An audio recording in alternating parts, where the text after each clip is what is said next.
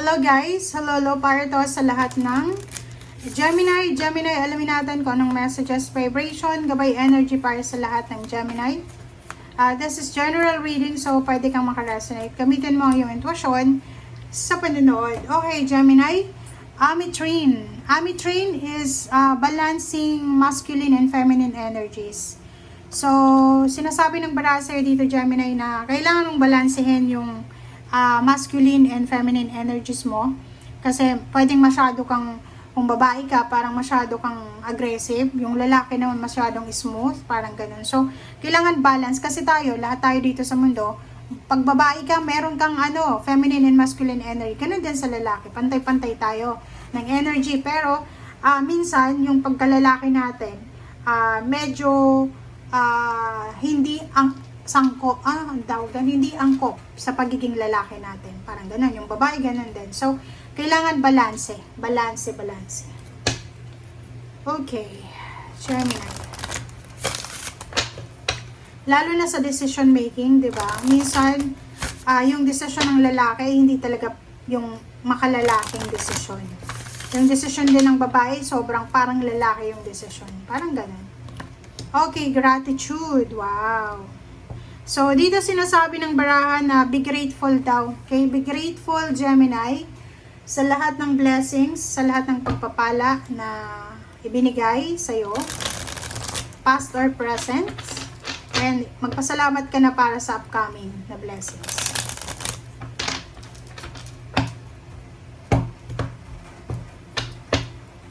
Okay. Hangman. Woo! Okay, Gemini. So, nakikita ko sir dito, Gemini. Alam mo yung Gemini, isa sila sa mga zodiac sign na ang hirap-hirap sa kanila magpatawad. Pag may kagalit sila, yung resentment nila, yung galit, hinanakit, suklam, naandyan pa rin yan, kahit magpatawad sila. So, dito sinasabi ng baraha sa'yo na kailangan mo na let go. Kasi itong hangman na to, ilang beses ka na dapat na nagpatawad di ba? Parang gano'n. Ilang beses ka nang nagpatawad, pero paulit-ulit pa rin na bumabalik dyan sa isip mo yung ginawa sa'yo. So, sinasabi ng baraha dito na isang desisyon ang kailangan mong gawin ngayon para yung mga nakahang na or ng mga delays na pangyayari sa buhay mo ay matuloy na. Okay? Napakalaking bagay yung pagpapatawad, guys. Okay? So, the Tower and Emperor, sinasabi ng baraha sa'yo dito na siguro mayroong mga Gemini na naghahangad talaga sila ng stability, security, balance, financial man, or authority. Sinasabi ng baraha sa'yo dito, Gemini, na wag natin gamitin yung authority natin, lalo na kung boss or supervisor, manager, CEO, wag mong gamitin yung power mo, yung authority mo para sa mga tao. Okay? Like, maging harsh tayo. Kasi pwede kang maka-experience ng tower, and during the tower time, doon mo marirealize na parang ito lang yung makaka-resonate dito kung boss ka or may-ari ka ng isang company, ng isang business, tapos masyado mong ginigipit yung mga trabahador mo. Or pwedeng ikaw to. So, kung sino man yung gumigipit sa'yo dati, ay posible ngayon ay nasa tower na sila, nasa baba na sila. So, parang ikaw to, ikaw yung tumaas, ikaw yung yumaman, ikaw yung umasenso, tapos yung nanggipit sa'yo dati ay mahirap na sila ngayon. Parang ganon. Okay. Mag-iingat ka, Gemini, sa Capricorn. Kasi yung Capricorn na to, pwedeng magdala to sa'yo ng stress. Pwedeng yung Capricorn na to, gipitin ka. And makinig ka sa sinasabi ng iyong intuition. Kasi ngayon, parang ito yung sinasabi ng intuition na ingat-ingat ka sa Capricorn kung ayaw mong masira yung buhay mo or kung ayaw mong masira yung diskarte mo sa buhay. Okay? Wow.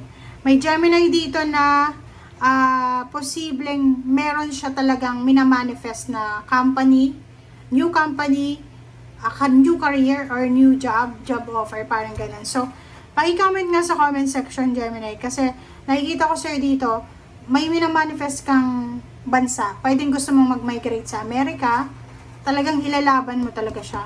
Talagang gagawin mo ang lahat para makuha lang ito. Or like company, di ba? Alam mo na itong isang company na to, mahirap pasukin talaga siya. Pero ilalaban mo talaga eh.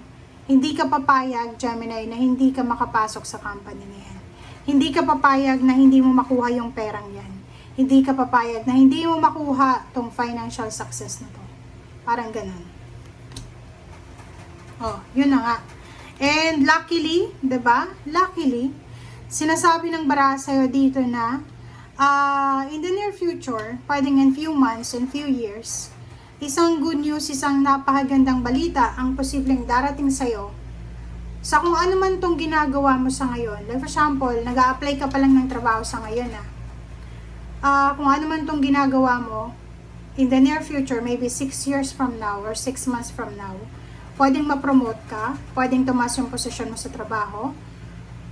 Yun yung rason kung bakit sobra kang magiging grateful, kasi pwedeng mabilis kang ma-promote, mabilis tumaas yung posisyon, yung sweldo, ganyan, ganito. Okay, the Hermit.